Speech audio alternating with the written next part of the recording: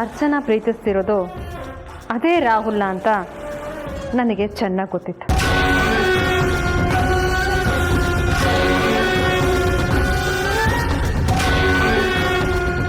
ಯಾಕೆ ಗಂಟ್ಲು ಒಣಗ್ತಾ ಇದೆಯಾ? ನೀರು ಬೇಕಾ? ಹೀಗೆಲ್ಲ ಆಗತ್ತೆ ಅಂತ ಮೊದಲೇ ಗೊತ್ತಿತ್ತಲ್ವಾ ಮೇಡಮ್?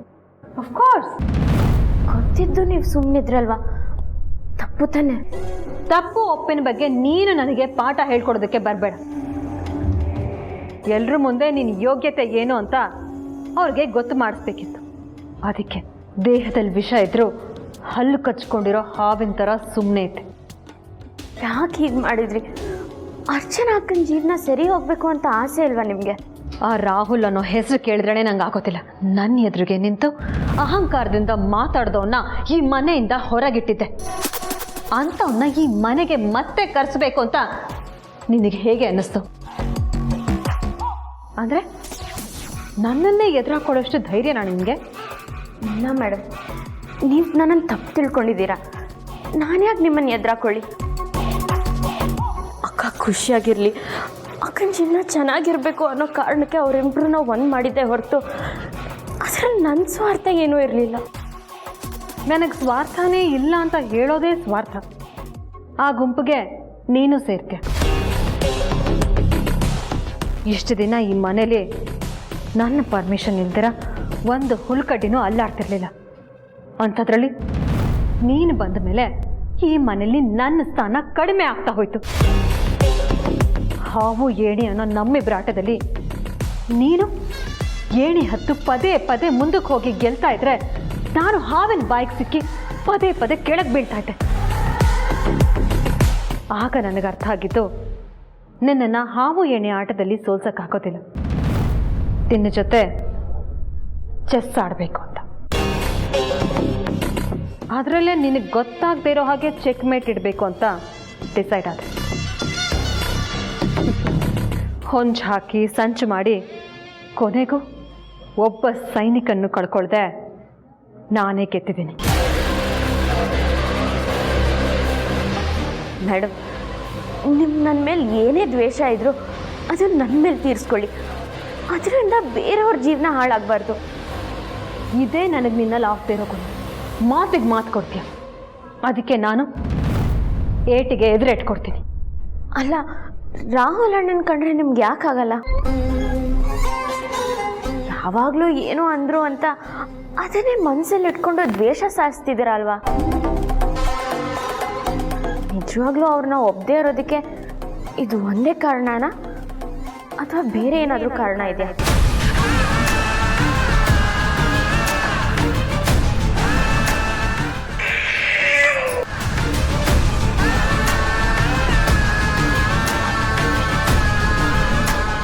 ಕೆಲವು ಪ್ರಶ್ನೆಗಳಿಗೆ ಉತ್ತರ ಇರೋದಿಲ್ಲ. ಅಂಥ ಪ್ರಶ್ನೆಗಳನ್ನ ಕೇಳಲೇಬಾರ್ದು. ಎಲ್ಲರ ಮುಂದೆ ನಿನ್ನನ್ನು ತಪ್ಪಿತಸ್ಥೆ ಸ್ಥಾನದಲ್ಲಿ ನಿಲ್ಲಿಸಿ ಅದೇ ಕ್ಷಣ ನಿನ್ನನ್ನು ಮನೆಯಿಂದ ಹೊರಗಾಗಬೇಕು ಅಂತ ಆಸೆ ಪಟ್ಟಿದ್ದೆ. ಆದರೆ ಇವತ್ತಾದ ಈ ಘಟನೆಯಿಂದ ನಿನ್ನ ಇಡೀ ಜೀವನದ ಮೇಲೆ ಕಪ್ಪು ಚುಕ್ಕೆ ಆಗಿದೆ. ಅಷ್ಟು ಸಾಕು ನನಗೆ. ನೀನು ಇಲ್ಲೇ ಇದ್ದು ದಿನ ಕೊರಗೋದನ್ನ ನನ್ನ ಕಣ್ಣಾರೆ ನೋಡಿ ದಿನಾ ಸಂತೋಷ ಪಡ್ತೀನಿ. ನಿನ್ನನ್ನು ಮನೆಯಿಂದ ಕಳಿಸ್ಬಿಟ್ರೆ ಆ ಖುಷಿ ನನಗೆಲ್ಲಿ ಸಿಗುತ್ತೆ? ಬೆಂಕಿನ ಎದುರು ಹಾಕ್ಕೊಂಡ್ರೂ ಬಚಾವಾಗ್ಬೋದು, ಆದರೆ ನನ್ನಂಥ ಬಿರುಗಾಳಿನ ಎದುರು ಹಾಕ್ಕೊಂಡ್ರೆ ಹೆಸರು ಇಲ್ದಾಗೆ ಹಾರೋಗ್ತ್ಯ. ಇದೇ ಕೊನೆ. ಇನ್ನು ಮುಂದೆ ನಿನ್ನ ಸ್ಥಾನ ಮಾನ ಅರ್ಹತೆ ಏನು ಅಂತ ತಿಳ್ಕೊಂಡು ಆಮೇಲೆ ಹೆಜ್ಜೆ ಇಡು.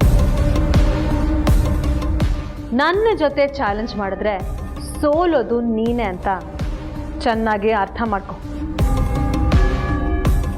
ಇಲ್ಲ ಅಂದರೆ ಈ ಘಟನೆನೇ ಇಟ್ಕೊಂಡು ನಿನ್ನನ್ನು ಈ ಮನೆಯಿಂದ ಎತ್ತಂಗಡಿ ಮಾಡೋ ತಾಕತ್ತು ನನ್ನಲ್ಲಿದೆ. ಆದರೆ ನಿನ್ನನ್ನು ಮನೆಯಿಂದ ಹೊರಗೆ ಹಾಕ್ಬಿಟ್ರೆ ನನ್ನ ಖುಷಿನ ಯಾರ ಹತ್ರ ಹೇಳ್ಕೊಳ್ಳಿ ಹೇಳು? ಅದಕ್ಕೆ ನೀನು ಇಲ್ಲೇ ಇರಬೇಕು. ನೀನು ಈ ಥರ ಕೊರಗೋದನ್ನ ನಾನು ನೋಡ್ತಾ ಇರಬೇಕು. ಇಷ್ಟು ದಿನ ನೀನು ದೇವ್ರ ಮುಂದೆ ನಿಮ್ಮ ಅಪ್ಪ ಅಮ್ಮನ ಮುಂದೆ ಮಾತ್ರ ತಲೆ ತೆಗೆಸ್ತಿದ್ದೆ ಅಲ್ವಾ? ಇನ್ನು ಮುಂದೆ ನನ್ನ ಮುಂದೆನೂ ತಲೆ ತಗ್ಗಿಸ್ಬೇಕು. ಮತ್ತೆ ಏನಾದರೂ ತಲೆ ಎತ್ತಿ ನನ್ನನ್ನು ನೋಡಕ್ಕೆ ಬಂದರೆ ಸೋಡಾ ಗ್ಲಾಸಲ್ಲಿರೋ 2 ಕಣ್ಣುಗಳನ್ನು ಕಿತ್ತಾಕ್ಬಿಡ್ತೀನಿ. ಹಬ್ಬಬ್ಬಾ, ಎಷ್ಟೋ ದಿನ ಆದಮೇಲೆ ಇವತ್ತು ಮನಸ್ಸಿಗೆ ತುಂಬ ಖುಷಿ ಆಗ್ತಿದೆ. ನೆಮ್ಮದಿಯಾಗಿ ನಿದ್ದೆ ಮಾಡ್ತೀನಿ.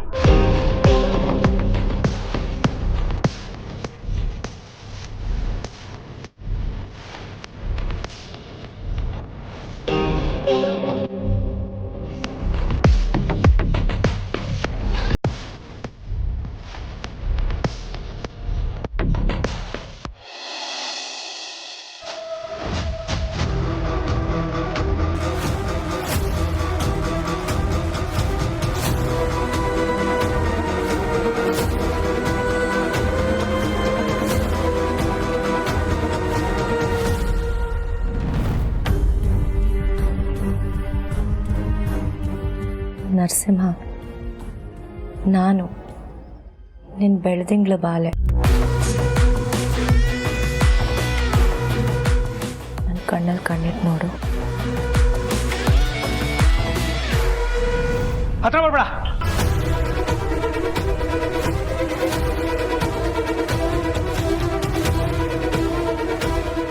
ಯಾಕೆ ಹೀರೋ ನನ್ನ ಕಣ್ಣಲ್ಲಿ ಕಣ್ಣಿಟ್ಟು ನೋಡಿದ್ರೆ ನಿನ್ನ ಬೆಳೆದಿಂಗ್ಳು ಬಾಳೆ ಕಾಣಿಸ್ತಾಳ? ನಾನೇ ನಿನ್ನ ಬೆಳೆದಿಂಗ್ಳು ಬಾಲೆ. ಸಾಧ್ಯ ಇಲ್ಲ, ಅವಳು ಯಾವತ್ತೂ ಸತ್ತೋದ್ಲು. ಹಾಗಾದ್ರೆ ನನ್ನನ್ನು ನೋಡು.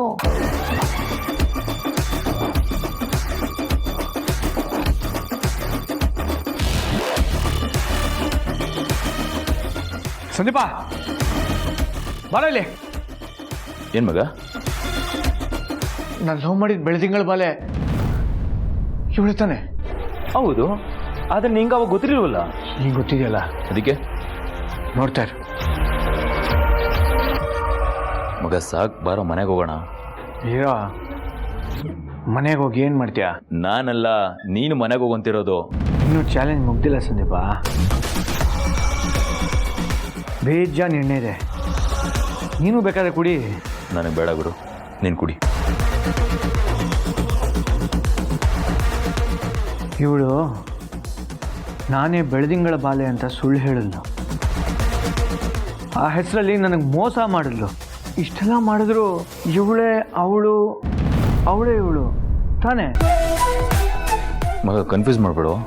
ನನ್ನ ಭಾವನೆಗಳನ್ನ ಹಂಚ್ಕೊಂಡಿದ್ದು, ನನ್ನ ಮನಸ್ಸು ಕೊಟ್ಟಿದ್ದು ಇವಳಿಗೆ ಅಲ್ವಾ? Correct Narasimha, you are right. ನೀನಷ್ಟೇ ಅಲ್ಲ, ನಿನ್ನ ಭಾವನೆಗಳಿಗೆ ನಾನು ಸ್ಪಂದಿಸಿದ್ದೀನಿ. ನಿನಗೆ ದುಃಖ ಆದಾಗ ನಾನು ನಿನಗೆ ಸಮಾಧಾನ ಮಾಡಿದ್ದೀನಿ. ನೀನು ಖುಷಿ ಪಟ್ಟಾಗ ನಾನು ಖುಷಿ ಪಟ್ಟಿದ್ದೀನಿ.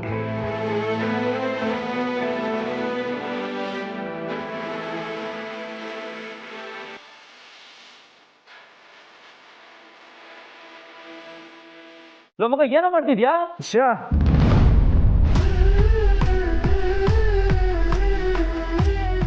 ನೋಡಕ್ ಒಳ್ಳೆ ಫಾರಂ ಕೋಳಿ ಥರ ಇದೆಯಾ? ಏನೇ ತಿಂತೀಯಾ? Diet food. ಅದಕ್ಕೆ ಹಿಂಗೆ ಫಿಟ್ ಆ್ಯಂಡ್ ಫೈನ್ ಆಗಿದೆಯಾ? ನನ್ನಂಥ ಅಮಾಯಕರಿಗೆ ಮೋಸನೂ ಮಾಡ್ತೀಯ. ನಾನು ಮೋಸ ಮಾಡಿಲ್ಲ. ಮತ್ತು ಯಾಕೆ ಬೆಳೆದಿಂಗಳ ಬಾಲೆ ಥರ ಫೋನ್ ಮಾಡಿ ಪ್ರೀತಿ ಮಾಡೋ ನಾಟಕ ಮಾಡಿದೆ?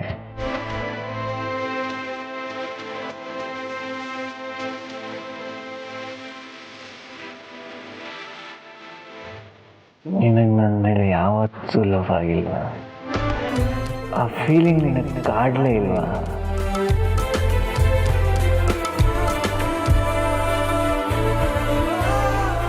ನಾನು ನಿನ್ನನ್ನು ಲವ್ ಮಾಡಿದ್ದೆ, ಮನ್ಸಾರೆ ಪ್ರೀತಿಸಿದ್ದೆ.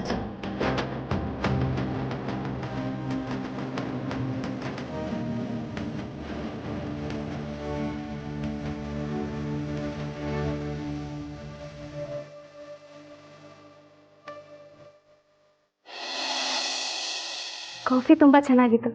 ನಾನು ಗ್ಲಾಸ್ ಇಟ್ಬಿಟ್ಟು ಬರ್ತೀನಿ.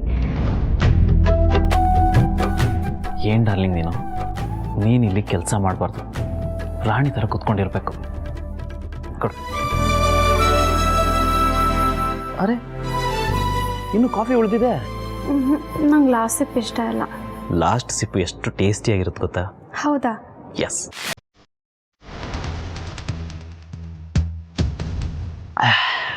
ಸೂಪರ್. ರಿಯಲಿ? ಯಾ.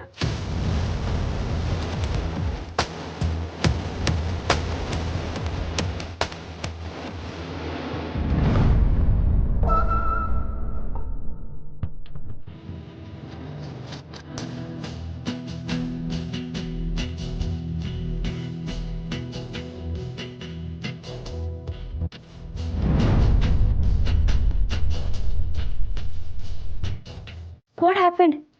ಇದೆಲ್ಲ ತಪ್ಪು. ಏನು ತಪ್ಪು? ಮದುವೆಗೆ ಮುಂಚೆ ಹಗ್ ಮಾಡೋದು, ಕಿಸ್ ಮಾಡೋದು ಇದೆಲ್ಲ ತಪ್ಪು. ಅದೇನಿದ್ರು ಮದುವೆ ಆದಮೇಲೆ. I am really sorry. ನೋಡಿದ ತಕ್ಷಣ ಐ ಲವ್ ಯು ಅಂತಾರೆ. ಹ್ಞೂ ಅಂದರೆ ಔಟಿಂಗ್ ಹೋಗೋಣವಾ ಅಂತ ಕೇಳ್ತಾರೆ. ಖುಷಿಯಾಗಿದ್ದರೆ ನಮ್ಮನ್ನು ಮಜಾ ಮಾಡಿಸ್ತಾರೆ. ಅಂಥ ಫಾಸ್ಟ್ ಆ್ಯಂಡ್ ಬೋಲ್ಡ್ ಹುಡುಗರ ನಡುವೆ ಪ್ಯೂರ್ ಲವ್ ಮಾಡಿದ್ರು ಮೈ ಮುಟ್ಟಕ್ಕೆ ಹೆಸಿಟೇಟ್ ಮಾಡ್ತಿದ್ದಾರಲ್ಲ. You really great Aravind. ನಿಮ್ಮಂಥ ಬಾಯ್ ಫ್ರೆಂಡ್ ಪಡೆಯೋಕ್ಕೆ ನಾನು ತುಂಬ lucky. I love you so much.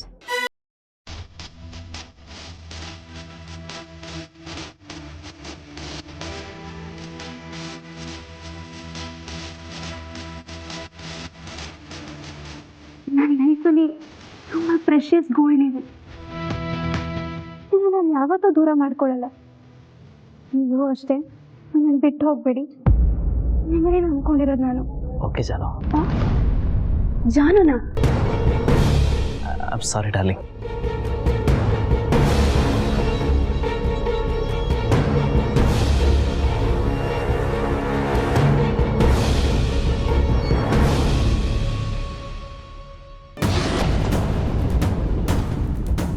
ಇಷ್ಟು ದಿನ ಸೌಂದರ್ಯನ ನಾನೇನೋ ಅನ್ಕೊಂಡಿದ್ದೆ, ಆದ್ರೆ ಇವತ್ತು ಅವಳು ಏನು ಅಂತ ಗೊತ್ತಾಯ್ತು. ಅವಳಲ್ಲಿರೋ ಕಲೆಗೆ ನನ್ನ ಕಡೆ ಒಂದು ದೊಡ್ಡ ಸಲಾಂ. ಅವಳಂಥದ್ದು ಏನೇ ಮಾಡಿದ್ಲು? ಬೇಡ ಬಿಡಿ, ನಾನು ನಿಮ್ಗೆ ಹೇಳೋದು ನೀವು ಹೋಗಿ ಗ್ಯಾಂಗ್ ಹತ್ರ ಪುಂಗಿ ಊದೋದು ಅದೆಲ್ಲ ನನಗೆ ಬೇಕಾ? ಗ್ಯಾಂಗು? ನಾನು ಯಾವತ್ತ ಪುಂಗಿ ಊದ್ಲೆ? ಏನು ಮಾತಾಡ್ತಿದ್ಯಾ? ಅರ್ಚನಾ ದೀಪ ನಿಮ್ಗೆ ಹಂಗೆ ತಾನೆ?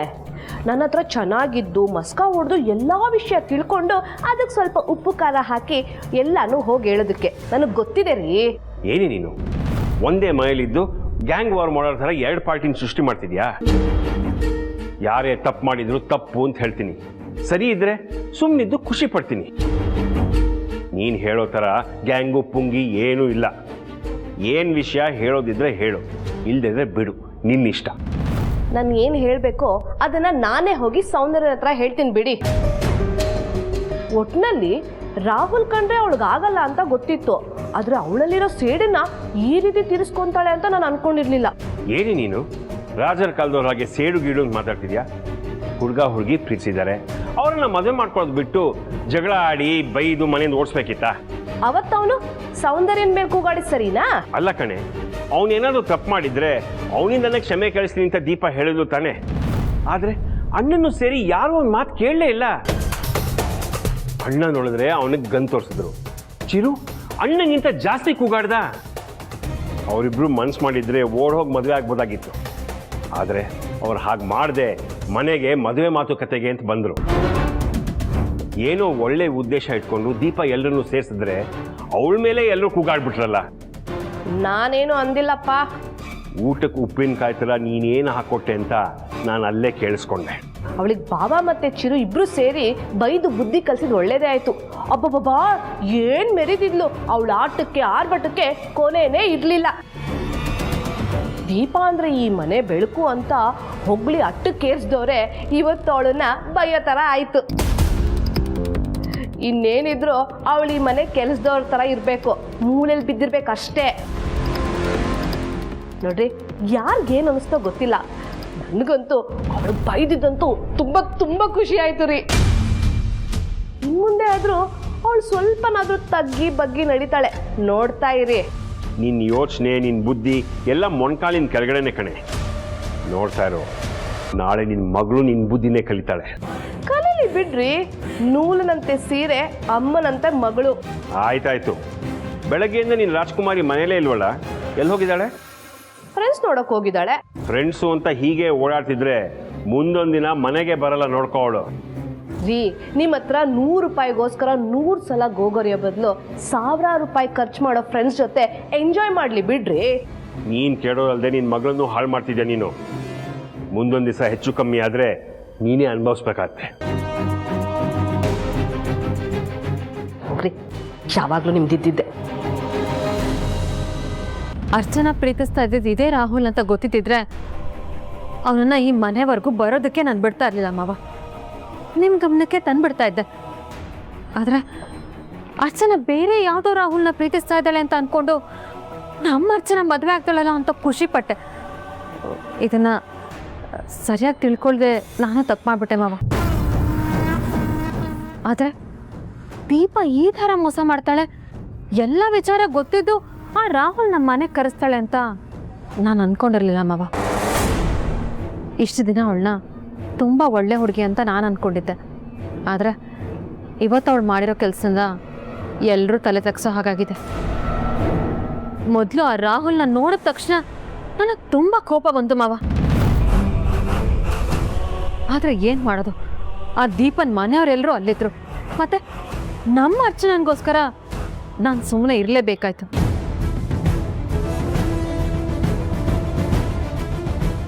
ನೀನೇನು ಮಾತಾಡದೆ ಅವನು ಮಾಡಿದ್ದನ್ನೆಲ್ಲ ಮರೆತು ಅವರಿಬ್ಬರು ಒಂದಾಗ್ಲಿ ಅಂತ ಅಂದ್ಕೊಂಡಿದ್ದು ನಿನ್ನ ಧಾರಾಳತನ ಅಮ್ಮ.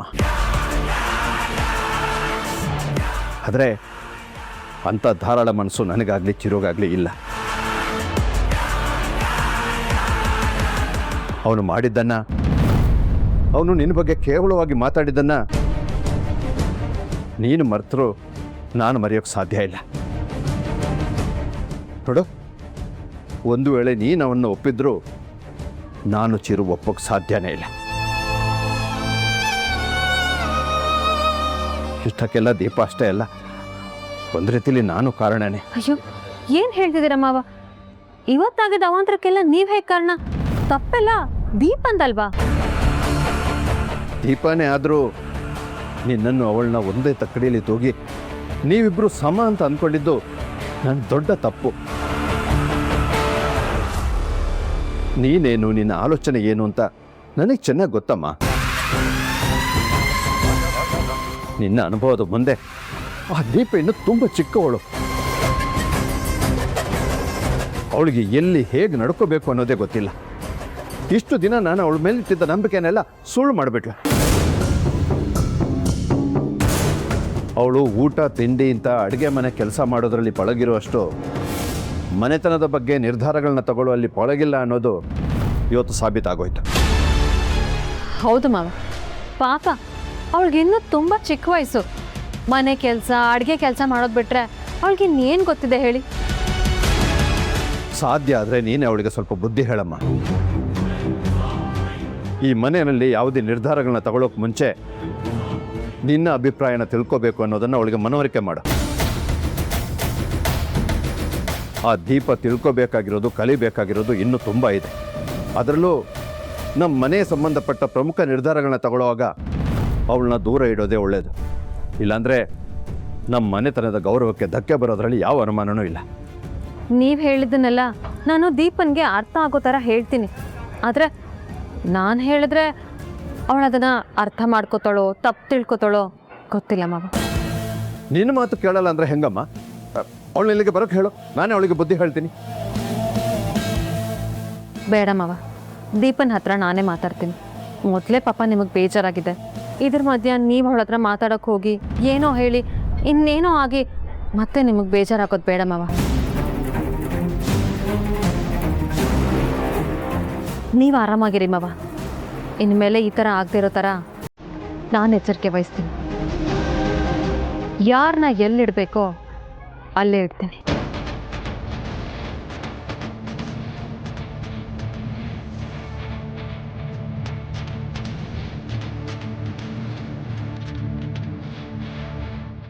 ಓ, ಪೊಲೀಸ್ ಮಗಳಾಗಿ ನಿನಗೆ ಈ ಥರ ಕದ್ದು ಕೇಳಿಸ್ಕೊಳ್ಳೋ ಕಳ್ಳ ಬುದ್ಧಿ ಇದೆ ಅಂತ ನನಗೆ ಗೊತ್ತಿರಲಿಲ್ಲ. ಇರಲಿ ಬಿಡು, ಒಂಥರ ಒಳ್ಳೇದೇ ಆಯಿತು. ಯಾಕಂದರೆ ಈಗ ನೀನು ಮಾವ ಹೇಳಿದನ್ನೆಲ್ಲ ನೀನಾಗೇ ನೀನು ಕೇಳಿಸ್ಕೊಂಡಿದ್ಯಾ. ಅಕಸ್ಮಾತ್ ಇದನ್ನು ನಾನೇನಾದರೂ ಹೇಳಿದ್ರೆ ಸುಮ್ಮನೆ ನಾನೇ ಹುಟ್ಟಿಸ್ಕೊಂಡು ಹೇಳಿದೆ ಅಂತ ಅನ್ಕೋತಿದ್ದೆ. ಈಗ ಮಾವ ಏನು ಹೇಳಿದ್ರು ಅಂತ ಸರಿಯಾಗಿ ಕೇಳಿಸ್ಕೊಂಡೆ ತಾನೆ. ಇನ್ನು ಮುಂದೆ ನಿನಗಿಲ್ಲಿ ಸ್ಥಾನ ಮಾನ ಏನು ಅಂತ ಗೊತ್ತಾಗಿರ್ಬೇಕಲ್ಲ. ನಿನ್ನ ಮುದ್ದಿನ ಮಾವ ಹೇಳ್ದ ಹಾಗೇನೆ ನನ್ನ ಮುಂದೆ ತಗ್ಗಿ ಬಗ್ಗಿ ನಡ್ಕೊಂಡ್ರೆ ನಿನಗೆ ಒಳ್ಳೇದು. ಇಲ್ಲ ಅಂದರೆ ನಿನಗೆ ಹೇಗೆ ಬುದ್ಧಿ ಕಲಿಸ್ಬೇಕು ಅನ್ನೋದು ನನಗೆ ಗೊತ್ತಿದೆ. ಉದಾಹರಣೆ ಇವತ್ತೇ ನೋಡ್ತೀಯಲ್ಲ, ಒಂದು ಸತ್ಯ ತಿಳ್ಕೊ, ಈ ಸೌಂದರ್ಯನ ಸೋಲ್ಸೋದಲ್ಲ, ನನ್ನ ನೆರಳು ಮುಟ್ಟೋ ಯೋಗ್ಯತೆಯೂ ನಿನಗಿಲ್ಲ.